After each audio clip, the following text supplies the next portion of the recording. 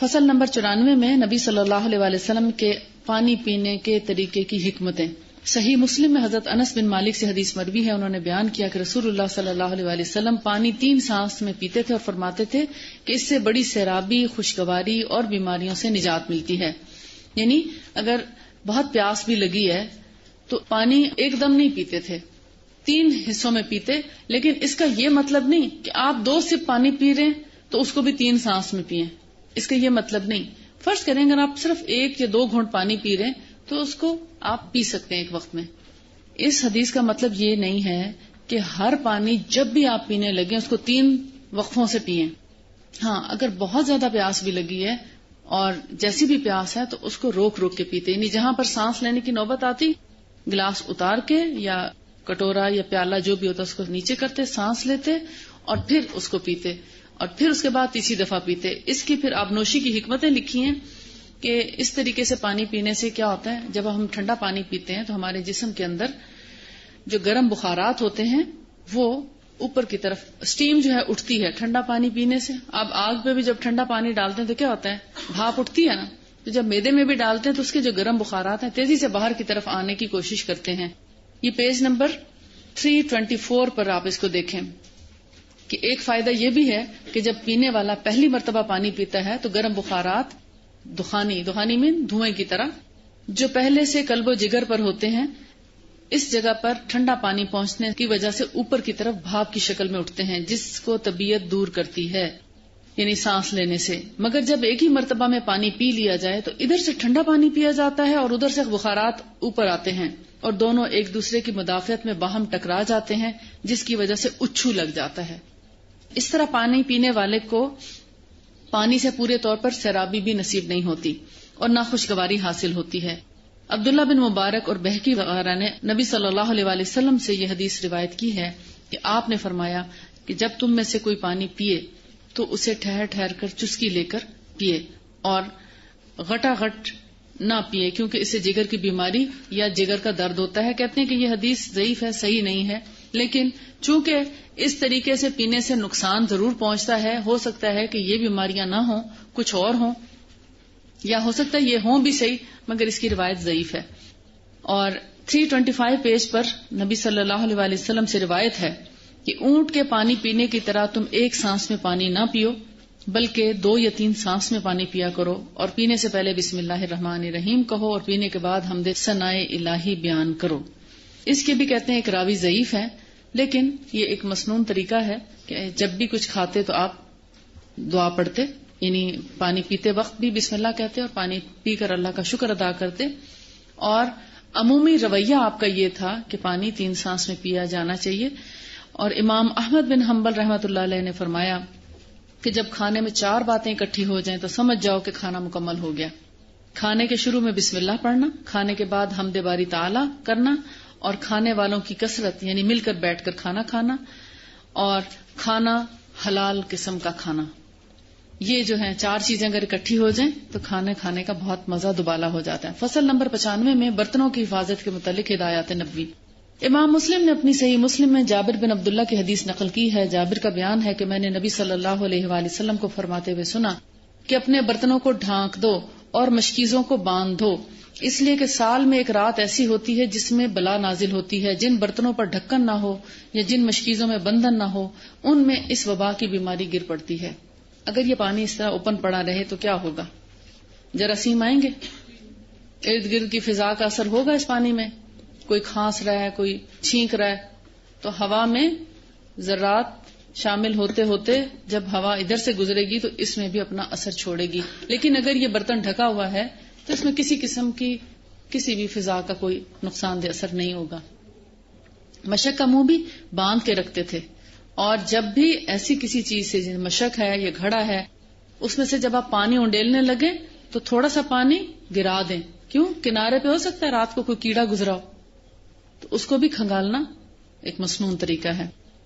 پھر صحیح حدیث میں آپ صلی اللہ علیہ وسلم سے ثابت ہے کہ آپ نے برتنوں کو ڈھانک کر رکھنے کا حکم دیا، خالی برتن بھی، یعنی یا تو اس کو الٹا کر دیں یا ڈھانک دیں، چاہے ایک لکڑی ہی اس پر کھڑی کر دی جائے. اب کہتے ہیں کہ لکڑی کو پانی پر ڈالنے کی حکمت یہ ہے کہ اس کی وجہ سے برتن کو ڈھانکنے سے غفلت نہ ہوگی بلکہ اس کی عادت بن جائے گی. یعنی ہمیں فرض کریں ایک خالی برتن بھی پڑا ہے تو اس کو ڈھانک کے رکھ دیں, چاہے کچھ نہیں تو ایک ڈنڈی, ایک ڈوئی, ایک چمچہ اوپر رکھ دیں. اس کا فائدہ کیا ہوگا کہ ہمیں کوئی بھی چیز ننگی رکھنے کی عادت نہیں رہے گی. ادروائز کیا ہوتا ہے, ادھر ہم کھانا ڈال کے رکھتے ہیں, بھول جاتے ہیں, کوئی اور کام پڑ جاتا ہے, ہم چلے جاتے ہیں, واپس آتے ہیں, مکھی گری پڑی ہوتی ہے یا کوئی اور ایسی چیز گری پڑی ہوتی ہے, ہم کہتے ہیں اب دل نہیں چاہ رہا کھانے کو, مثال کے طور پہ.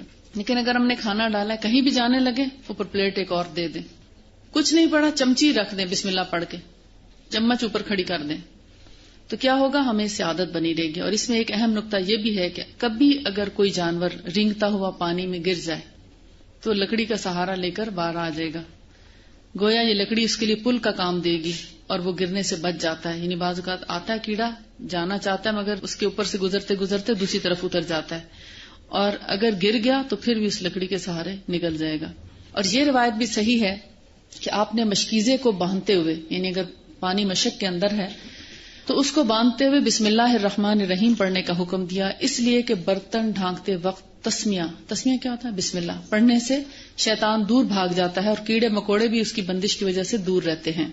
رسول اللہ صلی اللہ علیہ وسلم نے فرمایا کہ جب رات اپنا بازو پھیلائی, نیچے حاشیے میں دیکھیے حدیث لکھی ہے, صحیح حدیث ہے, کہ جب رات اپنا بازو پھیلائے یا شام ہو جائے تو اپنے بچوں کو روکو. کہاں؟ گھروں میں, اس لیے کہ شیاطین اس وقت پھیلتے ہیں, اور جب رات کا ایک پہر گزر جائے تو تم انہیں ایک بستر پر سلا دو, یعنی الگ بستر پر, اور دروازہ بند کر دو اور اللہ کا نام لو. یعنی دروازہ بند کرتے وقت بسم اللہ پڑھ کر دروازہ بند کرو, کیونکہ شیطان بند دروازے کو نہیں کھولتا.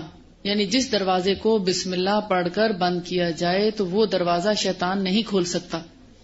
اور مشکیزوں کو باندھو اور باندھتے وقت اللہ کا نام لو, بسم اللہ پڑھو, اور اپنے برتنوں کو ڈھانک کر رکھو اور بسم اللہ پڑھ کر ڈھانکو. مراد یہ ہے کہ بسم اللہ پڑھ کر ڈھانکو, خواہ اس پر کوئی چیز کھڑی کر کے ہی ڈھانکو, اور چراغوں کو بجھا دیا کرو, یعنی سوتے وقت بتیاں بند کر دیا کرو. اب اس سے کیا پتا چلتا ہے؟ سب سے بڑا اصول یہ ہے زندگی بھر کے لیے, آج آپ نے سیکھا مگر اپنی ہمیشہ کی زندگی کے لیے, اور اپنی آنے والی نسلوں کو یہ بات سکھائیں کہ کھانا کبھی ننگا نہ ہو, پانی کبھی اوپن نہ رکھیں. رات کو جیسے بیڈ سائڈ ٹیبل پہ آپ گلاس رکھ کے سوتے ہیں یا بوتل میں پانی رکھ دیتے ہیں اور بعض اوقات ڈھکن نہیں ہوتا اوپر, کبھی اوپن چیز نہ چھوڑیں, اور اگر رہ گئی ہے تو اس کو پیئے نہیں, اس لیے کہ یقیناً اس میں شیطان نے منہ مارا ہوگا. جو بھی کھلی چیز کھانے کی یا پینے کی پڑی ہوگی, ڈونگوں میں سالن ڈال کے ٹیبل لگا کے پرے نہ ہٹیں, یا تو اس کو ڈھکیں, اور اگر نہیں تو اسی ڈونگے کا جو چمچہ ہے اس کو بسم اللہ پڑھ کر اوپر کھڑا کر دیں. بے شک آڈ لگے, یہ ہماری سنت ہے, یہ ہمارا لائف سٹائل ہے, یہ ہمارا طریقہ ہے, ہم مسلمان ہیں, ہم شیطان کو منہ مارنے کی اجازت نہیں دے سکتے. یا تو اس کا ڈھکن دیں, ڈھکن نہیں ہے تو ڈوئی کھڑی کر دیں, اس کا چمچہ کھڑا کر دیں.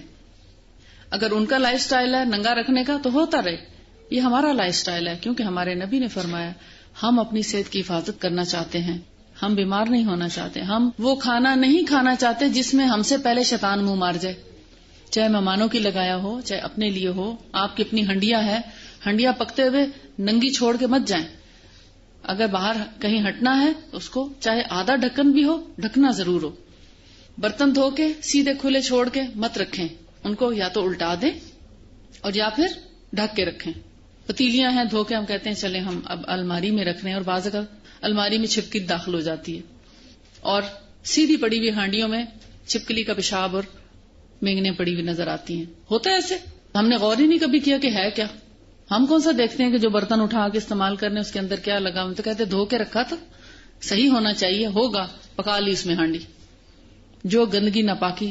تو پھر آپ دیکھیں کہ سال میں ایک رات ایسی ہوتی ہے جس میں وبا نازل ہوتی ہے. پہلی حدیث آپ نے پڑھی برتنوں کی حفاظت سے متعلق میں, کہ سال میں ایک رات ایسی ہوتی جس میں وبا نازل ہوتی ہے, اور جن برتنوں پر ڈھکن نہ ہو یا جن مشکیزوں کے بندھن نہ بندھے ہوں ان میں وہ بیماری ٹپک پڑتی ہے.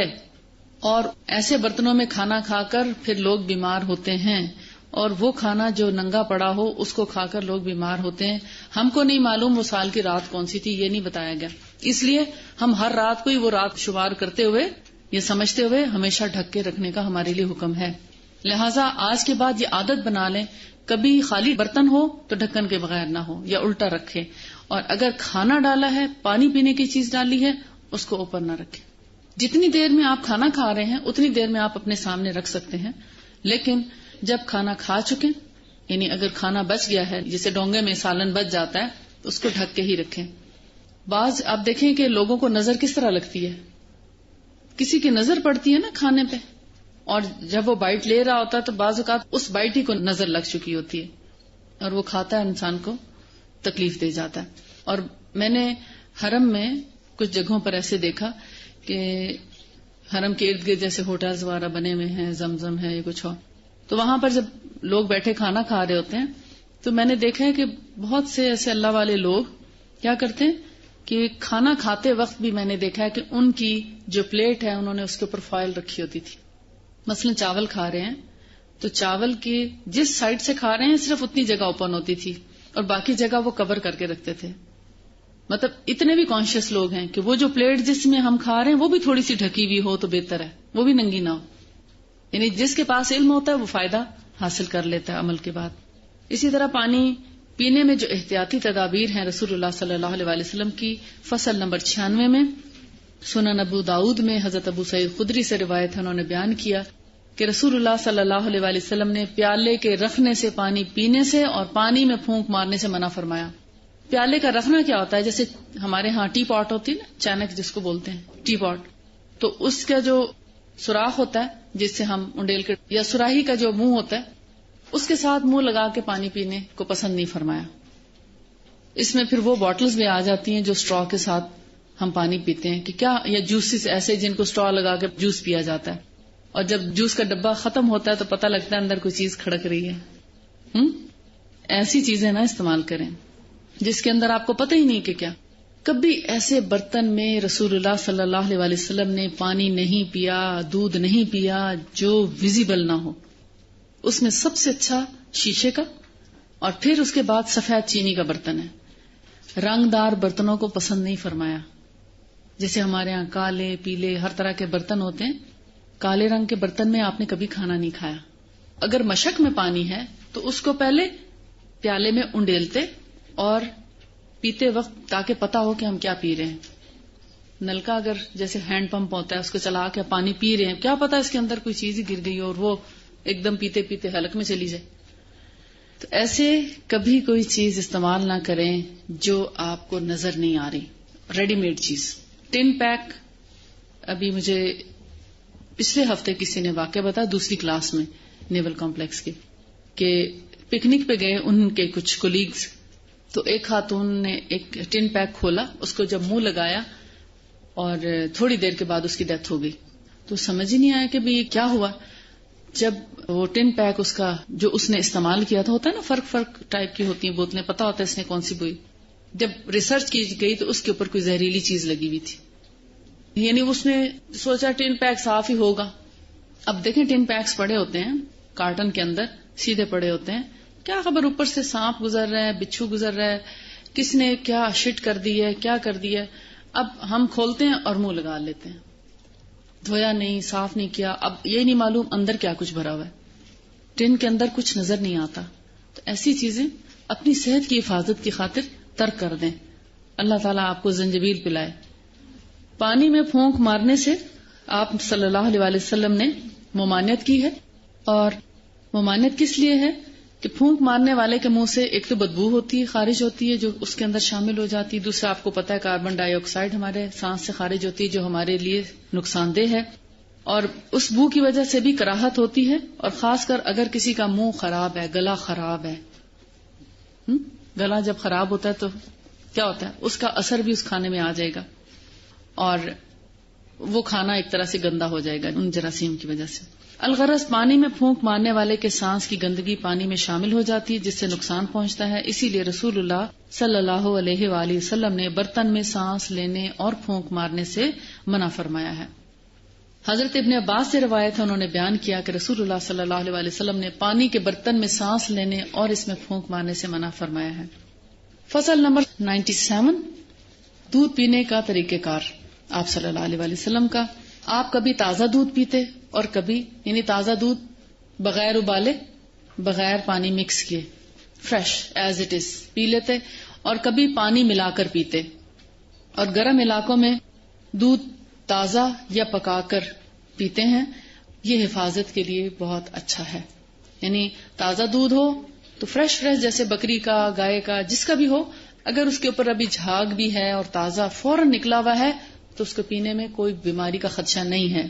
لیکن اگر وہ دودھ ٹھنڈا ہو جائے، کچھ دیر پڑا رہے، تو اب اس کے اوپر جراثیم آنا شروع ہو جاتے ہیں، بیکٹیریا آنا شروع ہوتے ہیں، اور وہ اس کو ایسا کر دیتا ہے کہ بیماری سے قریب اور صحت سے دور. لہٰذا پھر اس کو ابال کر پینا چاہیے. اور تازہ دودھ پینے سے صحت زیادہ دیر تک برقرار رہتی ہے، بدن کو تازگی ملتی ہے، جگر کی پیاس بجھتی ہے. اور خاص طور پر ایسے جانوروں کا دودھ اور زیادہ فائدہ مند ہے جن کو یہ خاص قسم کی جڑی بوٹیاں کھلائی گئی ہوں، جن میں شیح، قیسوم اور خزامی، یہ عرب ہرب ہیں. ہمارے ہاں جو گھاس کھلائی جاتی ہے اس میں ایونا ہے. جو ایونا ہے وہ بھی ان کی صحت کے لیے بہت اچھا ہے. اور ہمارے ہومیوپیتھی میں ایک میڈیسن بنتی ہے ایونا، اسٹائوا اس کا نام ہے. جو لوگ بہت زیادہ اعصاب جن کے کمزور ہوں ان کو دی جاتی ہے، یا جن لوگوں کو شراب نوشی چھڑوائی جائے اور پھر وہ اپنے اندر بہت کمزوری محسوس کریں تو ان کو ہم وہ ڈراپس پلاتے ہیں، تو آلٹرنیٹ کے طور پر ان کی صحت بھی بحال کرتی ہے، ان کو طاقت بھی پہنچاتی ہے. تو یہ اسی گھاس سے ہی بنائی جاتی ہے. تو اگر یہ اس قسم کی گھاس اگر گائے بھینسوں کو یا بکری اونٹوں کو کھلائی جائے تو ان کے دودھ کے اندر تازگی بخش اثرات اور صحت مند اثرات جو ہیں وہ زیادہ پائے جاتے ہیں. اور آخری حدیث ہے کہ جب تم میں سے کوئی کھانا کھائے تو کہے کہ اے اللہ اس میں برکت دے اور اس سے بہتر کھانا ہمیں کھلا. اور جب دودھ پیے تو کہے کہ اے اللہ اس میں برکت عطا فرما اور اس میں زیادتی عطا فرما، اس لیے کہ دودھ کے سوا کوئی چیز کھانے پینے کے لیے کافی نہیں ہو سکتی. آپ نے دعا پڑھی ہے نا، اللہم بارک لنا فیہ وزدنا منہ. فصل نمبر 98 میں جو نبیذ پینے کا طریقہ ہے یہ میں نے آپ کو بتا دیا ہے. ملبوسات کا طریقہ کیا تھا؟ آپ صلی اللہ علیہ وسلم نہ اتنے لمبے کپڑے پہنتے کہ وہ زمین پہ لٹکتے رہتے، اور نہ اتنے بازو لمبے ہوتے کہ وہ ہر کھانے پینے کی چیز میں الجھتے. آج کل فیشن آیا ہوا ہے بیل کا، جب آپ ٹیبل پہ بیٹھے کھانا کھا رہے ہیں چیز اٹھانے لگتے ہیں وہ سارا سالن میں ڈپ ہو چکا ہوتا ہے. تو ایسا لباس جس سے آپ مطلب کھانا کھانے میں پرابلم ہوتی، بعض اوقات بازو چڑھا چڑھا کے پھر کھانا کھایا جاتا ہے کہ خراب ہو جائے گا. نہ اتنا کھلا ہوتا کہ کسی بھی چیز کے اندر اریٹیٹ کرے یا بہت جلدی میلا ہو جائے، اور نہ اتنا تنگ ہوتا کہ وضو کے لیے بازو اوپر چڑھانے مشکل ہو جائیں. لہٰذا ایک معتدل انداز میں ان کے بازو ہوتے، معتدل انداز میں اس کی لمبائی ہوتی، ٹخنوں سے اوپر ہوتا. ہم لوگ خواتین ہیں اس لیے ہمارے تو ٹخنے ڈھکے ہونے چاہیے، مگر مردوں کے لیے ایسا لباس نہ ہو جو ٹخنوں کو کور کرنے والا ہو، اور نہ اتنا ٹائٹ ہوتا کہ سانس نہ آئے اور جسم کے جو ایک ایک نقش ہے وہ نظر آئے، اور نہ اتنا کھلا ہوتا کہ پھر وہ ہر چیز میں الجھتا رہے. ایک مناسب انداز سے آپ کا لباس ہوتا. سردی اور گرمی کے لحاظ سے آپ لباس پہنتے، لیکن لباس کے اوپر کبھی کوئی داغ لگنا پسند نہ فرماتے. ہمیشہ صاف ستھرا اور مناسب انداز میں لباس ہوتا.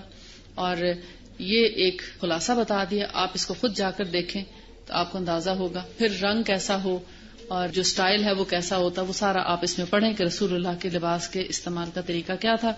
بہت زیادہ خوشنما لباس نہیں پہنتے تھے، بہت زیادہ جسے کہنا چاہیے امیرانہ طرز کا یا بادشاہوں کی طرز کا لباس نہیں پہنتے تھے. ایک نارمل لباس پہنتے تھے. نہ گھٹیا قسم کا کپڑا ہوتا تھا کہ ایک دو دفعہ میں پھر پریشانی ہو کہ اب ختم ہو گیا تو اب نیا ہو. ایک مناسب انداز کا معتدل قسم کا کپڑا جو سردی اور گرمی کے موسموں کے مطابق تیار کیا ہو، اور سردی کا موسم ہے تو سردی سے بچائے، اور اگر گرمی کا موسم ہے تو گرمی سے بچانے والا ہو. رہائش گاہ کے سلسلے میں آپ کا طریقہ ہے کہ آپ کیسے جگہوں پہ رہنا پسند کرتے جس سے روشنی اور ہوا کا گزر ہو، اذان کی آواز آتی ہو.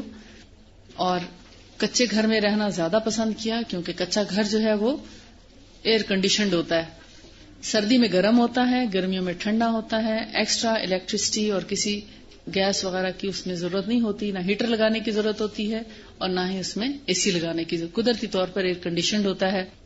لہذا کچا گھر جو ہے وہ صحت کے لیے زیادہ مفید ہے کیونکہ اس کے اندر جو حرارت کو معتدل رکھنے کا ایک فیکٹر ہے وہ سب سے زیادہ بیسٹ ہے. اب دنیا بھر میں اچھے سے اچھے گھر بنا کر اینٹیک گھر بن رہے ہیں وہ پھر مڈ کے بن رہے ہیں. مڈ کے گھروں کا رواج اب دوبارہ سے آ رہا ہے. بڑی بڑی کوٹھیاں مٹی کی بنائی جا رہی ہیں. اور پھر اب جو بجلی اور گیس کی لوڈ شیڈنگ ہے اس نے ویسے ہی ہمارا ٹرینڈ سیٹ کر دیا ہے کہ ہاں مٹی کا گھر مناسب ہوگا. تو اگر ہم سنت کو اپناتے رہتے تو شاید ہم ان سارے پرابلمز کو فیس بھی نہ کرتے. نہ بہت زمین کے اندر دبا ہوا گھر یعنی بیسمنٹ والا پسند کرتے اور نہ بہت اونچا گھر پسند کرتے. ایک معتدل لیول پہ گھر پسند کرتے. فصل نمبر 101 میں سونے جاگنے کا طریقہ کار ہے. یہ بہت امپورٹنٹ ہے. ہم سمجھتے ہیں کہ سونا جو ہے کتنی نیند ہونی چاہیے, جاگنا کب چاہیے. جس نے آپ صلی اللہ علیہ وسلم کے سونے اور جاگنے کے طریقے پر غور کیا اسے بہت اچھی طرح معلوم ہو گیا کہ آپ کی نیند نہایت معتدل اور اعضاء اور جوارے اور بدن کے لیے نفع بخش ہوتی تھی. یعنی آپ کی جو نیند ہے وہ تمام اعضاء کے اندر صحیح فائدہ پہنچاتی تھی. آپ شروع رات میں سوتے, ابتدائی شب کا مطلب ہے ارلی نائٹ سوتے, اور رات کے نصف ثانی کے شروع میں بیدار ہو جاتے. نصف ثانی مین آدھی رات کے بعد یا آدھی رات کے کچھ دیر بعد, کبھی آدھی رات سے تھوڑی زیادہ دیر, یعنی 2/3 رات گزر جائے, کبھی ہاف گزر جاتی, کبھی جیسے سحری کے قریب آپ اٹھتے اور پھر عبادت میں مشغول ہو جاتے. اور جاگنے کے بعد سب سے پہلا کام کیا ہوتا؟ مسواک کرنا.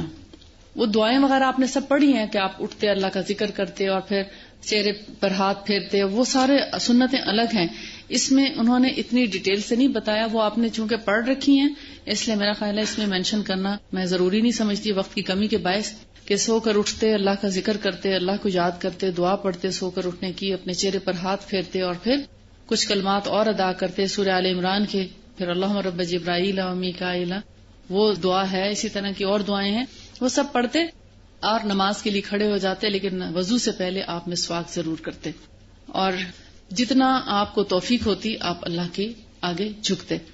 اب جب رات کو نیند میں اٹھ کر آپ عبادت کے لیے اور اللہ کے آگے کھڑے ہوتے اور نماز میں کھڑے ہوتے تو اس سے آپ کے پورے جسم کو جو سرکولیشن ہے, بلڈ سرکولیشن, وہ بہت اچھی ہو جاتی, اور ایک ایک جسم کا جو مسل ہے وہ پوری طرح اسٹریچ ہوتا. اور بہترین ایکسرسائز ہے نماز اگر دیکھا جائے تو. ہمارے دماغ کو, ہمارے حرام مغز کو, ہمارے جوڑوں میں, ہمارے ایک ایک ٹشو میں یعنی صحیح معنوں میں آکسیجن پہنچاتی ہے نماز, جس کی وجہ سے جو مومن ہوتا ہے, صحیح مومن ہوتا ہے اور سنت کو فالو کرنے والا ہوتا ہے, اس کے ایک ایک ٹشو میں اور ایک ایک سیل میں آکسیجن پہنچتا ہے, اور اسی وجہ سے وہ فریش ہوتا ہے, اور فریشنس کی وجہ سے پھر دنیا کے دوسرے انسانوں کی نسبت زیادہ کام کرنے کی کیپیسٹی اس کے اندر پائی جاتی ہے. اب دیکھیں اگر صبح سویرے آپ ایک ایک سیل کے اندر اپنے آکسیجن پہنچا لیتے ہیں نماز پڑھ کے, اور وہ سب سے بہترین وقت ہوتا ہے آکسیجن انہیل کرنے کا. اور نماز بیسٹ طریقہ ہے ایکسرسائز کا. آپ یوگا کو بھول جائیں گے, آپ ہائیکنگ کو بھول جائیں گے, آپ سوئمنگ کو بھول جائیں گے, آپ باقی تمام ایکسرسائزز کو بھول جائیں گے. اگر آپ پراپر طریقے پر نماز ادا کریں تو آپ کے جسم کا ایک ایک مسل جو ہے وہ اسٹریچ ہوتا ہے, اور اس سے آپ کے بلڈ کے اندر جو سرکولیشن ہوتی ہے وہ آپ کو دن بھر تازہ دم رکھتی ہے, اور اس میں کوئی خاص آپ کو تھکاوٹ بھی نہیں ہوتی, اتنے پسینے بھی نہیں آتے جیسے دوسری ایکسرسائزز سے آتے ہیں. اور آپ بقدر ضرورت سوتے, یعنی مناسب نیند لیتے, بہت زیادہ نہیں سوتے تھے, اور آپ کو زیادہ سونے کی عادت بھی نہ تھی. خود بقدر ضرورت جاگنے کی خو ڈالتے, یعنی کہ اپنے آپ سے اٹھتے, کسی کو آپ کو جگانے کی ضرورت پیش نہ آتی. ایسا نہ تھا کہ غیر معمولی تھکن میں مبتلا ہو جائیں, یعنی کہ اتنی کم نیند بھی نہیں لیتے تھے کہ سارا دن پھر آپ کام نہ کر سکتے, اور اتنی زیادہ نیند بھی نہیں لیتے تھے کہ آپ دیکھتے ہیں زیادہ سونے سے بھی انسان تھک جاتا ہے. اگر کبھی چھٹی کے دن آپ سوئیں اور زیادہ دیر تک سوئے رہیں تو اس دن آپ کیا زیادہ کام کر لیتے ہیں؟ کم کام ہوتا ہے نا, آپ سے تھکے تھکے سے محسوس کرتے ہیں نا, جیسے جسم میں طاقت نہیں ہے اور آپ زیادہ کام نہیں کر پاتے. تو لہٰذا رسول اللہ صلی اللہ علیہ وسلم نہ اتنا زیادہ سوتے تھے کہ سو کے تھک جائیں, اور نہ اتنا کم سوتے تھے کہ تھکن کی وجہ سے پھر آپ کام نہ کر پائیں. اور جب نیند کا غلبہ ہوتا تو دائیں کروٹ لیٹ کر سوتے. طریقہ کیا تھا؟ دائیں کروٹ لیٹ کر سونے کا. سوتے وقت ذکر الہی سے رطب اللسان رہتے, یعنی زبان پر اللہ کا ذکر ہوتا سوتے وقت, یہاں تک کہ آنکھیں نیند کے غلبے سے موند لیتے, یعنی اللہ کا ذکر کرتے کرتے سو جاتے. کتنا پیارا انداز ہے نا, کہ سوتے وقت بھی اللہ کو یاد کر رہے ہیں, جاگتے وقت بھی اللہ کو یاد کر رہے ہیں. کچھ کھانے پینے کی وجہ سے نیند کا غلبہ نہ تھا, یعنی کہ سوتے وقت ایسا نہیں ہوتا تھا کہ کھانا زیادہ کھانے کی وجہ سے آپ کو نیند آ رہی ہو, نہیں, ایک نیچرل جو نیند آنی چاہیے اس طریقے سے نیند آتی. اور آپ ننگی زمین پر نہ سوتے تھے، فرش پہ کبھی نہیں سوئے، اور نہ آپ کو اونچے گدے پر سونے کی عادت تھی، بلکہ آپ کا بستر چمڑے کا ہوتا جس میں کھجور کے ریشے بھرے ہوتے. یعنی اگر چمڑے کا غلاف ہو اور اندر کھجور بھری ہو تو ایسا آپ کا تکیہ یا بستر گدا ہوتا. آپ تکیے پر کبھی اپنا فیس رکھتے اور کبھی اپنے رخسار کے نیچے ہاتھ رکھ کر سو جاتے. یعنی اگر تکیہ ہوتا تو پھر ہاتھ رکھنے کی ضرورت نہیں چیک کے نیچے، اور اگر تکیہ نہیں ہے تو پھر ہاتھ رکھ کر سو جاتے. ہاتھ عربی میں یہاں تک شمار کیا جاتا ہے، یعنی کہ بازو بھی، تو اس میں ایسے بھی کیا جا سکتا ہے اور ایسے بھی کیا جا سکتا ہے، یعنی اس پورے کو ہاتھ ہی گنا جاتا ہے. اور اب ہے نیند کی حقیقت. حضور صلی اللہ علیہ وآلہ وسلم کا جو طریقہ ہے فصل نمبر 102 میں، نیند بدن پر طاری ہونے والی ایک ایسی حالت ہے جس کے طاری ہوتے ہی حرارت عزیزیہ یعنی کہ ہمارے جسم کی جو حرارت ہے، اور قوائے نفسانی یعنی جسم کے جو قوتیں ہیں اور اندرون بدن کی طرف متوجہ ہو جاتے ہیں. یعنی ہماری جو قوتیں ہیں وہ جسم کے اندرونی جانب متوجہ ہو جاتے ہیں. ہمارے ہاضمے کا عمل، ہمارا دل کی دھڑکن، ہمارا سانس لینا، گردوں کا عمل، وہ سارا جو ہے وہ فنکشن تو چلتے رہتے ہیں مگر ہم سو جاتے ہیں. اور بیرونی طور پر ہم کسی بھی چیز سے آگاہ نہیں رہتے. ہم سب کچھ جیسی آنکھیں بند ہوتی ہیں ہم باہر کی دنیا سے غافل، لیکن ہماری اندر کی دنیا برقرار رہتی ہے. اور یہ کیوں ہوتا ہے؟ تاکہ ہم کچھ دیر آرام کر سکیں. اس کی دو قسمیں ہیں، ایک طبعی اور ایک غیر طبعی. طبعی نیند وہ ہے جس سے ہماری جسمانی قوتیں جو ہیں حس و حرکت ارادی سے، جن کو ہم تعبیر کرتے ہیں، نہیں جیسے ہم کام کاج کرتے وقت ہماری تمام قوتیں حاضر ہوتی ہیں، اور ان تمام قوتوں کا اپنے کاموں سے رک جانا یا ان تمام اعضاء کا کام چھوڑ دینا جو ہے وہ کیا ہے؟ نیند کا آ جانا. اور دوسری کون سی ہے؟ غیر طبعی نیند.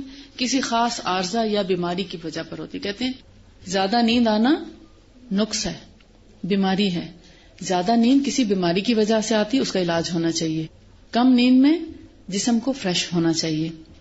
اور میکسیمم نیند کتنی ہے؟ 6 گھنٹے کی. 6 گھنٹے سے زیادہ اگر نیند آتی ہے تو اس کا مطلب ہے کہ آپ کو کوئی پرابلم ہے، اس کو سالو کرنا چاہیے. اور وہ پرابلم ہو سکتا ہے کہ باسی کھانے کی وجہ سے ہو یا زیادہ کھانا کھانے کی وجہ سے ہو. 338 پر ہے، عمدہ عادت گرمی کی دوپہر میں سونا ہے اور رسول اللہ کی یہی عادت شریفہ تھی. یہاں پر نیند کی کچھ قسمیں ہیں کہ نیند 3 طرح کی ہوتی ہے. ایک عمدہ عادت ہے، ایک حماقت والی نیند ہے، اور ایک سوزش والی نیند ہے. عمدہ عادت یعنی دوپہر کے بعد جس کو قیلولہ کرنا کہتے ہیں. آپ صلی اللہ علیہ وآلہ وسلم اگر دوپہر کو کھانا کھاتے تو تھوڑی دیر کے لیے، چند منٹس کے لیے لیٹ جاتے. یہ اچھی عادت ہے، تھوڑی دیر کے لیے لیٹنا عمدہ عادت ہے. سوزش والی نیند چاش کے وقت سونا ہے، جس میں انسان اپنے دنیا اور آخرت کے تمام کاموں سے غافل ہو جاتا ہے. یعنی کہ دنیا اور آخرت کا کیا کام ہے؟ فجر کی نماز یا قرآن پاک کا پڑھانا. اور دنیا کا کیا کام ہے؟ جو ہمیں روزمرہ کے معمولات کو شروع کرتے ہیں، صبح ناشتہ کرتے ہیں، بناتے ہیں، بچوں کو کراتے ہیں، اپنا گھر بار سمیٹتے ہیں، تو اس سے بھی غافل ہو جاتا ہے. یہ کون سی نیند ہے؟ یہ سوزش والی، یعنی کہ رات کو دیر سے سوئے اور صبح دیر تک سوئے رہے. اس سے کیا ہوتا ہے؟ آپ جب سو کر اٹھتے ہیں تو منہ سوجا ہوا ہوتا ہے، تو اس کو سوزش والی نیند کہتے ہیں. یعنی دیر تک سوئے رہنے سے سویلنگ فیل ہوتی ہے، تو اس لیے اس کو سوزش والی نیند کہا جاتا ہے. حماقت والی نیند عصر کے وقت سونا ہے. بعض سلف صالحین کا بیان ہے کہ جو عصر کے بعد سویا اس کی عقل اچک لی جاتی ہے اور پھر وہ اپنے آپ ہی کو ملامت کرے. یعنی کہ عصر کے وقت سونا گویا ہماری عقل کو ماند کر دیتا ہے. صبح کے وقت سونے سے روزی کم ہوتی ہے، اس لیے کہ یہی ایسا وقت ہوتا ہے جس میں دنیا اپنی روزی کی تلاش میں نکلتی ہے اور اسی وقت اللہ کی جانب سے روزی تقسیم کی جاتی ہے. اس لیے یہ نیند محرومی کا باعث ہے. یعنی صبح کی نیند سے انسان بہت سی چیزوں سے محروم ہو جاتا ہے. ہاں اگر کسی خاص عارض یا بیماری یا ضرورت کی وجہ سے ہو تو اس میں کوئی مذاق نہیں. کبھی کبھار اگر کبھی طبیعت خراب ہے یا آپ کو کوئی مجبوری آ گئی تھی یا ساری رات سفر میں آپ جاگتے رہے اور صبح آپ گھر پہنچے تو پھر اگر آپ سو گئے تو کوئی حرج نہیں، لیکن روٹین میں اس کی عادت ہونا اچھی بات نہیں. اس سے جسم کو نقصان پہنچتا ہے اور بدن ڈھیلا ہو جاتا ہے. اعصاب ہمارے پٹھے ڈھیلے پڑ جاتے ہیں اور ان میں فساد آ جاتا ہے. کولیسٹرول لیول ہائی ہو سکتا ہے، کچھ اور ایسے ہارٹ پرابلمز ہو سکتے ہیں، جسم میں چکنائی کی مقدار بڑھ سکتی ہے. کیونکہ صبح صبح جب ہم آکسیجن انہیل کرتے ہیں اور ایکسرسائز کر کے جب ہم اپنے فیٹس کو برن کرتے ہیں تو ہمارا جسم ایکٹیو ہو جاتا ہے، لیکن جب ہم سوئے رہتے ہیں تو جسم ہمارا ڈھیلا ڈھیلا اور سست رہ جاتا ہے۔ دھوپ میں سونے سے جان لیوا بیماری ابھر آتی ہے، یعنی انسان کو سخت قسم کی بیماری ہو سکتی ہے دھوپ میں سونے سے۔ سونے کے وقت جسم کا بعض حصہ دھوپ میں اور بعض حصہ سائے میں ہو تو اور زیادہ خرابی ہے، یعنی کہتے ہیں کہ آدھی دھوپ اور آدھی چھاؤں میں سونا بھی نقصان دہ ہے۔ جب تم میں سے کوئی دھوپ میں ہو اور سایہ سمٹ جائے کہ بعض حصہ دھوپ اور بعض حصہ سائے میں ہو تو اس کو چاہیے کہ وہ کھڑا ہو جائے یا وہ جگہ چھوڑ دے، یعنی ایسی جگہ چھوڑ دے جہاں چھاؤں آ رہی ہو کہ ایک حصہ دھوپ میں اور ایک حصہ چھاؤں میں، اس سے بیماری ہوتی ہے، کیونکہ نبی صلی اللہ علیہ وسلم نے فرمایا کہ آدمی دھوپ اور چھاؤں میں نہ بیٹھے، یعنی آدھی دھوپ اور آدھی چھاؤں میں نہ بیٹھے۔ صحیحین میں برا بن عازب سے مروی ہے کہ رسول اللہ صلی اللہ علیہ وسلم نے فرمایا کہ جب سونے کے لیے بستر پر جانے لگو تو نماز کی طرح وضو کر لو، یہ ہے صحیح سنت طریقہ، یعنی سونے سے پہلے وضو کرنا، پھر اپنی دائیں کروٹ لیٹ کر یہ دعا پڑھو، اے اللہ میں نے اپنے آپ کو تیرے سپرد کیا، اللہم انی اسلمت وجہی الیک، یہ دعا پڑھے اور اپنا رخ تیری طرف کر لیا اور اپنے معاملے کو تیرے سپرد کیا اور اپنی پشت کی ٹیک تیری طرف لگائی، تجھ سے پہم دعا کرتے ہوئے یا التجا کرتے ہوئے، تیرے سوا میرا کوئی ٹھکانہ اور پناہ گاہ نہیں، میں تیری اس کتاب پر ایمان لایا جسے تو نے نازل فرمایا اور تیرے اس رسول پر ایمان لایا جس کو تو نے مبعوث فرمایا، اور تو ان کلمات کو اپنا آخری کلمہ بنا، یعنی کہ اگر میں اس رات میں مر رہا ہوں تو یہ میرے نامہ اعمال میں آخری کلمات ہوں۔ اور اگر کہا جاتا ہے، رسول اللہ نے فرمایا کہ اگر تم اسی رات مر گئے تو تمہاری موت دین خداوندی پر ہوگی، اس سے بڑی سعادت کیا ہو سکتی ہے؟ ایک رات کا وضو کرنا اور دعا پڑھنا اور سنت طریقے سے سونا اگر ہماری آخرت اچھی کر دیتا ہے تو ہر رات سونے میں انسان کے اندر ایک جوش ابھرتا ہے، کہ جذبہ ابھرتا ہے کہ یقیناً میں بھی رسول اللہ کے اسی طریقے کے مطابق آئندہ سے سونے کی کوشش کروں گی۔ سنت تو آپ نے پہلے بھی پڑھی ہوں گی، مگر اپنی صحت کی حفاظت کے لیے بھی اگر آپ یہ شروع کرتے ہیں اور آپ ایک دفعہ شروع ہو جاتے ہیں اس پر، بے شک لالچ کے طور پر شروع ہوں، تو پھر ایک وقت آئے گا کہ آپ اپنی نیت کو درست کر لیں گے کہ نہیں، میں نے اس سنت کو سنت کے طور پر ہی اپنانا ہے، اپنی صحت کے لیے نہیں، سنت پوری کروں گی تو صحت بھی اچھی ہو جائے گی۔ صحیح بخاری میں حضرت عائشہ سے مروی ہے کہ رسول اللہ جب فجر کی 2 رکعت سنت ادا فرما لیتے تو اپنی دائیں کروٹ کچھ دیر کے لیے لیٹ جاتے، جیسے سحری میں آپ اگر تہجد پڑھتے رہتے اور بہت لمبا تہجد پڑھتے اور اس کے بعد جب اذان ہو جائے یا وقت ہو جائے فجر کا یا نہیں بھی وقت ہوتا تو 2 سنت وقت سے پہلے پڑھی جا سکتی ہیں، لیکن فرض اپنے وقت پر پڑھتے، تو 2 سنت پڑھ کر کچھ دیر لیٹتے سے کیا ہوتا ہے، انسان وقتی طور پر فرض کے لیے تھکاوٹ دور ہو جاتی، پچھلی نماز کی جو کھڑا رہنے کی وجہ سے تھکاوٹ ہوتی ہے، تو فرض کے لیے انسان پھر سے تیار ہو جاتا ہے کہ اب بہترین طریقے پر نماز فرض ادا کر سکے۔ تو یہ ہے مسنون طریقہ رسول اللہ صلی اللہ علیہ وسلم کا سونے کا۔ اور بیداری کا طریقہ کیا ہے؟ 103 فصل میں ہے۔ آپ کا بیداری کا طریقہ یہ تھا، یعنی بیداری سے مراد ہے صبح سو کر اٹھنے کا طریقہ۔ آپ صبح سویرے بانگ مرغ کے ساتھ بیدار ہو۔ بانگ مرغ کیا ہوتا ہے؟ مرغ جب اذان دیتا ہے وہ کون سا وقت ہوتا ہے؟ تہجد کا۔ تہجد تقریباً آج کل جیسے 2 بجے کے بعد سے 2:30 3 بجے 4 بجے 5 بجے تک بھی تہجد ہوتی ہے، تو مرغ اس وقت اذانیں دینا شروع کر دیتے ہیں، تو اس وقت آپ بیدار ہوتے، پھر اللہ کی حمد کرتے یعنی دعا پڑھتے اور اس کی تکبیر بجا لاتے، اللہ اکبر لا الہ الا اللہ اللہ اکبر، یا سبحان اللہ والحمد للہ ولا الہ الا اللہ واللہ اکبر۔ آپ نے بخاری میں پڑھا ہوگا الحمد للہ سبحان اللہ ولا الہ الا اللہ واللہ اکبر ولا حول ولا قوۃ الا باللہ العلی العظیم۔ سو کر جب بھی آنکھ کھلتی تو آپ یہ دعا پڑھتے، اور دوسرا کلمہ کیا کہتے؟ لا الہ الا اللہ وحدہ لا شریک لہ لہ الملک و لہ الحمد وہو علی کل شیء قدیر۔ تو اس میں انہوں نے اس کو حمد اور تکبیر کا نام دیا ہے۔ اور کلمہ توحید پڑھتے، وہ کون سا کلمہ ہے؟ کلمہ توحید، لا الہ الا اللہ وحدہ لا شریک لہ اور لا الہ الا اللہ محمد رسول اللہ، دونوں۔ اور اس کے بعد دعا کرتے، پھر مسواک کرتے اور وضو کی تیاری فرماتے۔ کتنا خوبصورت انداز، آپ دیکھیں کتنا آئیڈیلسٹک وے ہے۔ صبح سویرے آنکھ کھلتی تو انسان سوچتا ہے پہلے کیا کروں، سنت کون سی ہے؟ تو یہ پوری ترتیب انہوں نے بہت خوبصورت طریقے سے اور بڑی مختصر لکھی ہے کہ مسواک کرتے، پھر وضو کی تیاری فرماتے، وضو کے بعد اپنے رب کے سامنے نماز کی ادائیگی کے لیے کھڑے ہو جاتے۔ وضو کی دعائیں آپ سمجھتے ہیں، باتھ روم جانے کی دعا آپ کو یاد ہوگی، وہ سب کا اہتمام کرتے، اور جب نماز کے لیے کھڑے ہوتے تو اپنی گفتگو کے ذریعے اس سے مناجات کرتے اور اس کی حمد و ثنا بیان کرتے اور اسی سے امیدیں وابستہ کرتے اور اس میں ذوق و شوق کا اظہار فرماتے، یعنی نماز ایسے شوق سے پڑھتے اور اللہ سے امید لگا کر نماز پڑھتے اور اس کی گرفت سے خائف رہتے، یعنی اس کی پکڑ سے خوف زدہ رہتے. اب آپ خود فیصلہ کر لیں کہ دل اور جسم اور روح اور قوا قوتیں ہمارے جسم کی، ظاہری اور باطنی اور دنیا اور آخرت کی نعمتوں کی حفاظت کا اس سے بہتر طریقہ کیا ہو سکتا ہے؟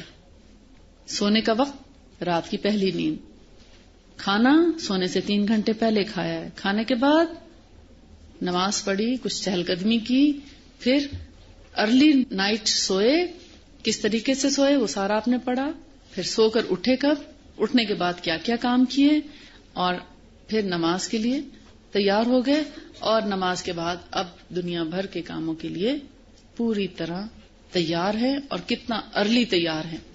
یہ ہے ہمارے لیے رول ماڈل اللہ کی طرف سے رسول اللہ صلی اللہ علیہ وسلم. آپ ان کا لائف سٹائل دیکھ رہے ہیں، کتنا جلدی سو رہے ہیں، کتنا جلدی اٹھ رہے ہیں، کس طریقے سے سو رہے ہیں، کس طریقے سے اٹھ رہے ہیں. نہ سونا بےمانی ہے، نہ جاگنا بےمانی ہے، نہ دن کا آغاز بےمانی ہے، نہ رات کا آغاز بےمانی ہے، نہ دن بھر کے کام کاج میں کوئی بےمانی چیز نظر آتی ہے. ہر ایکشن، ہر ادا بھرپور ہے، اور اس میں کوئی نہ کوئی حکمت پوشیدہ ہے. ان حکمتوں کو پہچاننے کی کوشش کریں. آج کی لیٹسٹ ریسرچ کے حوالے سے دنیا میں دیکھیں کہ آپ صلی اللہ علیہ وسلم کا ایک ایک عمل، اور اس میں آج کی جو ریسرچ ہے اس کو ڈال کے دیکھیں تو آپ کو اندازہ ہوگا کہ آپ کے ہر ایکشن میں حکمت بھری ہوئی تھی. اور اللہ کی خاص رحمت ہے کہ ہم کو یہ باتیں پتہ چل گئیں. آج سے اپنے لیے اصول بنائیں کہ جتنے طریقے رسول اللہ کے آپ نے پڑھے ہیں وہ سارے بنائیں گے، اور یہ آپ کا ایک لائف سٹائل بنائیں گے. اور پھر جب آپ اس طریقے پر خود چلنے کی کوشش کریں گے تو آپ کے گھر والے آپ کے ہم نوا بنیں گے. پھر آپ جن گھروں میں آگے جائیں گی وہ آپ کے ہم نوا بنیں گے، اور آہستہ آہستہ اس معاشرے کے اندر تبدیلی آئے گی. اور صبح کو دیر تک سونا، رات کو دیر تک جاگنا، اور بے ترتیب کھانے کھانا، اور بے ترتیب طریقے سے چیزوں کا جو ہے وہ کمبینیشن بنا، ان سب سے آپ بچ جائیں گے. جب آپ ان سب چیزوں سے بچیں گے تو پھر آپ کی صحت کی صحیح معنوں میں حفاظت ہوگی انشاءاللہ. صبح سویرے اٹھنے کا ایک اور راز کیا ہے؟ پیج نمبر 347 میں ہے، صحیحین میں ہے. نبی کریم صلی اللہ علیہ وسلم نے فرمایا، شیطان تم میں سے ہر ایک کی گدی پر 3 گرا لگاتا ہے جب وہ سوتا ہے، یعنی انسان جب سوتا ہے، اور ہر گرا پر پڑتا ہے کہ رات گہری ہے، لمبی ہے، سوتے رہو. اگر اس نے بیدار ہو کر اللہ کو یاد کیا تو ایک گرا کھل جاتی ہے، پھر اگر وضو کر لیا تو دوسری گرا کھل جاتی ہے، اور اگر اس نے نماز پڑھ لی تو پھر ساری گریں کھل جاتی ہیں، اور سونے والا چاقو چوبند ہو جاتا ہے. اور اگر اس نے ایسا نہیں کیا تو نفس کی خباثت کے ساتھ طبیعت میں کسل پیدا ہو جاتا ہے، یعنی پھر اس کو اگلے دن سو کر اٹھنے کی توفیق ہی نہیں ہوتی. اور اس کے بعد آہستہ آہستہ اس کے اندر ایک ایسی خباثت بھر جاتی ہے، ایک ایسا شیطانی اثر اس کے اندر منتقل ہو جاتا ہے کہ پھر اس کو نیکی کی توفیق بھی نہیں رہتی. جب صبح فجر کی نماز نہیں پڑھ سکے تو پھر باقی چیزیں جو ہیں وہ خود بخود چھٹتی چلی جاتی ہیں. پیج نمبر 394 میں کچھ مسنون چیزیں ہیں جو رسول اللہ صلی اللہ علیہ وسلم استعمال کرتے تھے. آپ کو انتظار ہوگا کہ یہ ہم پڑھتے. کچھ چیزیں تو میں نے آپ کو لیٹسٹ ریسرچ کے حوالے سے بتا دی تھی، لیکن کل جہاں پر کوسچن آنسرز انشاءاللہ ہوں گے تو وہاں پر ہو سکتا ہے اسی میں اگر آپ کے کوسچن ہوئے تو اس حوالے سے آپ کو انشاءاللہ جواب دے دوں گی. عصمت جو ہے، حمزہ تا میم دال، عصمت، یہ سیاہ سرمے کا ایک پتھر ہوتا ہے جو اصفہان ایران کا علاقہ اس سے حاصل کیا جاتا ہے. عصمت کا اعلیٰ ترین پتھر وہ ہوتا ہے جسے ویسٹ کنٹریز سے بھی حاصل کیا جاتا ہے، اور عصمت کی اعلیٰ قسم وہ ہے جو بہت جلد ریزہ ریزہ ہو جاتی ہے اور اس کے ریزوں میں چمک ہوتی ہے. اس کو اگر پتھر کی صورت میں دیکھیں تو ایک سائڈ اس کی بہت شائن کرتی ہے، شیشے کی طرح، جو مرر ہوتا ہے اس کی طرح. اس کا اندرونی حصہ چکنا ہوتا ہے اور گرد و غبار سے پاک ہوتا ہے، جو بہترین پتھر ہوتا ہے. سرمے کا مزاج یا عصمت کا مزاج، یعنی عصمت وہ سرما ہے جو سب سے بیسٹ ہے، اور اس کا مزاج ٹھنڈا اور خشک ہے، اسی لیے نظر کے لیے فائدہ مند اور مقوی ہے، یعنی طاقت دیتا ہے آنکھوں کی نظر کو، آنکھ کے اعصاب کو مضبوط کرتا ہے اور آنکھوں کی صحت کا ضامن ہے. زخموں کو مندمل کر کے پیدا شدہ گوشت کو نکال دیتا ہے اور اس کے میل کچیل کو ختم کر کے اس کو زندگی بخشتا ہے.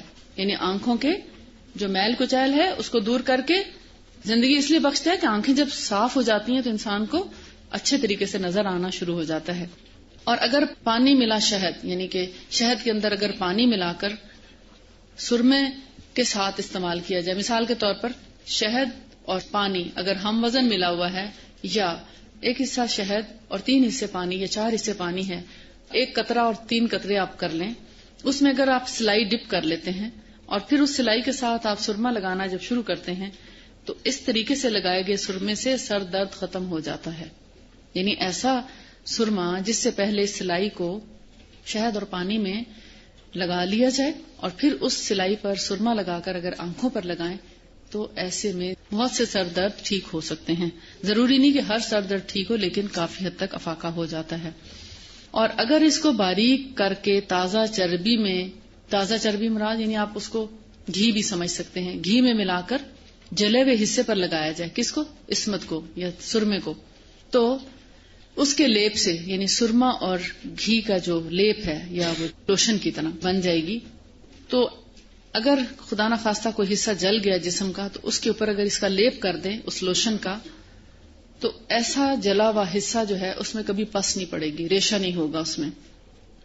اور جلنے سے پیدا ہونے والے آبلے یعنی جو بلبلے پیدا ہو جاتے ہیں یا جو ببلز بن جاتے ہیں جلنے کے بعد سکن پر، ان کو بھی یہ سرما جو ہے وہ ختم کر دیتا ہے. خاص طور پر بوڑھے اور کمزور نظر والوں کے لیے یہ اکسیر کا کام کرتا ہے، یعنی بہت ہی عمدہ چیز ہے. اور اگر اس کے ساتھ تھوڑا سا مشک ملا کر استعمال کیا جائے تو ضعیف البصر کون ہوتے ہیں؟ جن کو نظر کم آتا ہو، ان کے لیے تریاق کا کام کرتا ہے. تریاق کیا ہوتا ہے؟ بہترین دوا، بہترین علاج، اس کا کوئی آلٹرنیٹ نہ ہو. اور سرمے کا جو طریقہ ہے لگانے کا، اس کا ذکر ایک اور جگہ پر آتا ہے کہ رسول اللہ صلی اللہ علیہ وآلہ وسلم نے سرما لگانے کا جو بہترین طریقہ بتایا وہ ہے کہ آپ جب سرما لگاتے تو پہلے سلائی کو دائیں آنکھ میں لگاتے، پھر بائیں میں لگاتے، پھر ڈپ کر کے دائیں میں لگاتے، پھر بائیں میں اور پھر دائیں میں. 3 دفعہ رائٹ آئی میں لگاتے اور 2 دفعہ لیفٹ آئی میں لگاتے. دائیں آنکھ سے شروع کرتے اور پھر دائیں پہ ہی ختم کرتے. اگر آپ غور کریں تو پہلی دفعہ جب آپ سلائیڈ لگاتے ہیں تو اس سے سرما نہیں لگتا. دیکھتے ہیں آپ جب سرما لگائیں تو ایسا لگتا لگا ہی نہیں، لیکن وہ جب آنکھ میں آپ سلائی پھیرتے ہیں تو گیلی ہو چکی ہوتی سلائی. اس کو جب آپ ڈپ کرتے ہیں تو لیفٹ آئی میں بہت زیادہ سرما لگ چکا ہوتا ہے. پھر جب آپ رائٹ پہ لگاتے ہیں تو بیلنس ہو جاتا ہے. پھر لیفٹ پہ لگائیں تو لیفٹ میں زیادہ ہو جائے گا، اب آپ رائٹ میں لگائیں تو بالکل بیلنس ہو جائے گا. دیکھ رہے ہیں کتنی حکمت ہے آپ کے طریقے میں. رائٹ سے شروع کیا بسم اللہ کر کے اور رائٹ پہ ہی ختم کیا. سرما لگانے کا سب سے بیسٹ ٹائم رات سونے سے پہلے ہے. دن میں سرما لگا کر آنکھوں کے جو ہمارا کارنیا ہے اس کو نقصان پہنچ سکتا ہے کیونکہ ہم بار بار پلکیں جھپکتے ہیں. سرما لگانے کا جو سنت طریقہ ہے وہ ہے رات کے وقت سرما لگا کر سونا، اور اس کے بعد تاکہ آنکھوں کی پلکیں بار بار نہ جھپکی جائیں.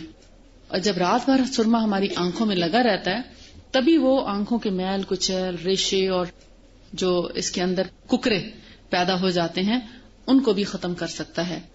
آپ صلی اللہ علیہ وسلم نے فرمایا یہ سرما یعنی عصمت تمہاری آنکھوں کی پلکوں کو گھنا کرتا ہے، نظر کو تیز کرتا ہے، اور پلکوں کے گرنے کی جو پرابلمز ہیں ان کو بھی دور کرتے ہیں. یعنی جن لوگوں کی پلکیں گرتی ہیں اگر رات کو سرما لگانا شروع کر دیں تو ان کی پلکوں کے گرنے کا مسئلہ بھی حل ہو جائے گا. آنکھوں کے اندر پائے جانے والے ککرے یا پانی کا زیادہ بہنا یا آنکھوں کی خشکی یا آنکھوں کی جو بھی پرابلمز ہیں ان کو سالو کرتا ہے. لیکن اگر دن میں لگائیں گے تو ہو سکتا ہے آپ کو یہ فائدے حاصل نہ ہوں. رات میں لگائیں گے تو آپ ان تمام فائدوں سے فیض یاب ہو سکتے ہیں، لیکن شرط یہ ہے کہ سرما خالص ہونا چاہیے. ہمارے ہاں ایک چیز پہ بین اس لیے لگا دیا جاتا ہے اگر اس میں 1 یا 2 لوگوں کو کوئی نقصان پہنچے تو اس چیز کو پھر ڈاکٹرز منع کرنا شروع کر دیتے ہیں. اس کی وجہ یہ ہے ہم عموماً صبح کو سرما لگاتے ہیں، ٹھیک ہے، اس سے لوگوں کی آنکھوں کو نقصان پہنچا، لہٰذا انہوں نے کہا آپ سرما لگانا چھوڑ دیں. لیکن اگر آپ سنت طریقہ دیکھیں کہ رات کو سرما لگا کے سو جانا اور آنکھوں کو ریسٹ دینا، رات بھر آنکھوں میں سرما جمع رہنا، صبح آپ کو کاجل کی شکل میں ملتا ہے، یعنی وہ ڈارک ہو چکا ہوتا ہے اور گندگی آپ کی صاف ہو جاتی ہے. اور سنت پر عمل کرنے کا اپنا اجر ہے. اب آپ کہیں گے ہم سرما کہاں سے لیں کہ یہاں پر تو کوئی پتہ نہیں کالا پتھر پیسا ہوا ہو یا کوئی اور ایسی چیز اس میں شامل کی ہو مضر. تو پھر تو سعودیہ کا سرما جو ہے وہ بیسٹ سرما ہے، اس میں ملاوٹ نہیں کی جاتی. اگر کبھی سعودی گورنمنٹ کو یہ پتہ چل جائے کہ کوئی ایسی کمپنی جو ہے وہ سرما ایسا لے کر آئی ہے مارکیٹ میں، اس کمپنی کو بھی بین کر دیا جاتا ہے اور فوری طور پر پورے ملک سے سرما غائب ہو جاتا ہے جب تک کہ خالص چیز اویلیبل نہ ہو۔ سرمے کے علاوہ اور بہت سی مفید غذائیں ہیں رسول اللہ صلی اللہ علیہ وآلہ وسلم کی، آپ روزمرہ کے خوراک میں روٹی، دال، ساگ کھاتے ہیں، یہ ساری بہت اچھی ہیں۔ البتہ میتھی ایک ایسی چیز ہے جس کے بارے میں طب نبوی میں آتا ہے، اس میں رائٹر نے لکھا ہے کہ اتباع کا خیال ہے اگر لوگوں کو میتھی کے فائدے پتہ چل جائیں تو اپنا زیور بیچ کر بھی میتھی کھائیں، بہت مفید چیز ہے۔ کل ایک خاتون مجھے ملی دوسری کلاس میں تو کہنے لگی کہ ایک دن میں اپنے لان میں گئی، میں نے میتھی لگائی ہوئی اپنے گھر میں، تو میں نے اسے 2-3 ڈنڈیاں اس کی دھو کے کھا لی، تو کہتی مجھے اتنے عرصے سے قبض کی شکایت تھی، تو میں نے وہ جو اس کی 2-4 ڈنڈیاں کھائیں تو میری حاجت آسانی سے ہوگی۔ میں نے بڑا غور کیا کہ میں نے آج کیا کھایا، تو مجھے سمجھ آئی کہ میں نے جو میتھی کھائی اس سے میری قبض دور ہوئی۔ دوسرے دن پھر میں نے کھائی تو میرے ساتھ یہی معاملہ ہوا اور اب میری قبض جو بالکل ٹھیک ہو چکی۔ جسٹ امیجن کہ صرف چند پتے اور ڈنڈی سمیت کھانے سے اس کی قبض جو ہے وہ دور ہوگی۔ تو گویا اس کے اندر بھی بہت سی بیماریوں کا علاج موجود ہے میتھی کے اندر۔ رسول اللہ صلی اللہ علیہ وآلہ وسلم کو خوشبو بہت پسند تھی اور آپ ریحان کی خوشبو، عنبر اور عود کی خوشبو آپ کو سب سے زیادہ پسند تھی۔ مشک وہ بھی آپ کو بہت پسند تھی جو کہ ہرن کے پیٹ سے حاصل کی جاتی ہے۔ اور مسواک کے ساری حکمتیں اور اس کے فائدے آپ نے پڑھے ہیں۔ مسواک کرنے سے کیا کیا فائدہ ہوتا ہے، صحیح بخاری کی جو مرفوع حدیث ہے اس میں نبی صلی اللہ علیہ وآلہ وسلم نے فرمایا، 444 پہ دیکھیں آپ، پیج نمبر 444، کہ اگر میری امت پر یہ بات شاق نہ ہوتی تو میں یقیناً ان کو ہر نماز کے وقت مسواک کرنے کا حکم دیتا، کیونکہ مسواک کے فائدے بے شمار ہیں۔ صحیحین کی ایک دوسری روایت میں ہے کہ جب رات کو نبی صلی اللہ علیہ وآلہ وسلم بیدار ہوتے تو اپنے منہ کو مسواک سے صاف کرتے۔ اور صحیح بخاری میں ایک اور مرفوع حدیث ہے جس میں کہ مسواک منہ کی صفائی اور اللہ کی رضامندی ہے، اور مسواک کرنا مستحب ہے۔ مسواک کرنے سے نہ صرف منہ کی صفائی حاصل ہوتی ہے بلکہ اس سے گلے کے مسئلے، منہ کی بدبو، مسوڑوں کا پھولا پن یعنی ان کا ورم، منہ سے زیادہ پانی آنا یا منہ کا خشک ہونا، یہ ساری چیزیں جو ہیں مسواک سے کافی حد تک آپ کنٹرول کر سکتے ہیں۔ ٹانسلز ہوں یا سور تھروٹ رہتا ہو، سور تھروٹ کیوں ہو جاتا ہے؟ اصل میں ہماری جو زبان کی جڑ ہے اس میں ایک لیئر سی جمی رہتی ہے، مسام ہوتے ہیں نا پیچھے، ٹیسٹ برڈز ہوتے ہیں، اس لیئر کے جمنے کی وجہ سے کیا ہوتا ہے، ہم جو بھی چیز کھاتے ہیں اس کا کچھ نہ کچھ اثر زبان کی جڑ پر قائم رہتا ہے۔ کھٹی چیز کھائی، کوئی ایسی ثقیل چیز کھائی، جیسی بھی، تو جب ہم سانس لیتے ہیں، بعض اوقات ناک بند ہوتا ہے، منہ سے سانس لیتے ہیں، تو جب منہ سے سانس لیتے ہیں تو فلٹر نہیں ہوتا وہ سانس۔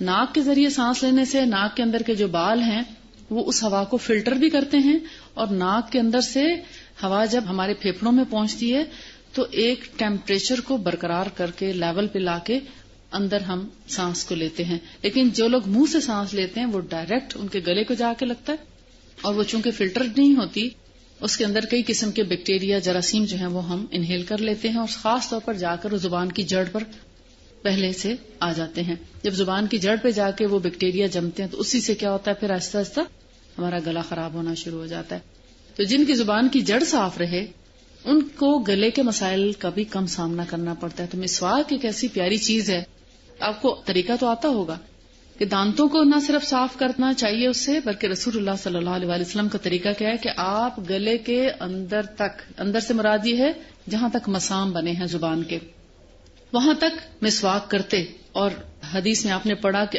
آہ آہ کی آوازیں بھی آتی تھیں، جیسے انسان کو وامٹ آنے لگتی ہے، گلے کے اندر جب کوئی چیز حلق میں لگتی ہے تو آواز ایک نکالتا ہے اور کبھی کبھی وامٹ آ بھی جاتی ہے، تو اتنی دور تک اپنے گلے کی صفائی کیا کرتے تھے۔ تو جو شخص زبان، جڑ اور پیچھے حلق کے شروع تک اپنے زبان کو بہت اچھا سا صاف کرے تو اس میں کیسے کوئی بیماری پیدا ہو سکتی؟ گلے کی نظر اس سے تیز ہوتی ہے، گلے اور منہ کے مسائل جو ہیں وہ دور ہوتے ہیں، پھر زبان کی جڑ صاف کرنے کی وجہ سے ہماری منہ سے بدبو دور ہو جاتی ہے، پھر جن لوگوں کے دانتوں کے اوپر کریڑا جم جاتا ہے، کچھ ذرات ایسے ہیں جو چپک جاتے ہیں دانتوں کے ساتھ اور خاص کر جڑوں میں، اور اسپیشلی اندر کی طرف سے کالے ہونا شروع ہو جاتے ہیں، تو ایسی چیزوں کو سوائے مسواک کے کوئی چیز حل نہیں کر سکتی۔ اگر آپ جا کے ڈینٹسٹ کے پاس ان کو صاف بھی کرا لیں ان کو صاف وہ اتنے ہارش طریقے سے کرتے ہیں، اتنے ان نیچرل طریقے سے کیا جاتا ہے کہ اس کے بعد آپ کئی دن تک کھانا نہیں صحیح طرح سے کھا سکتے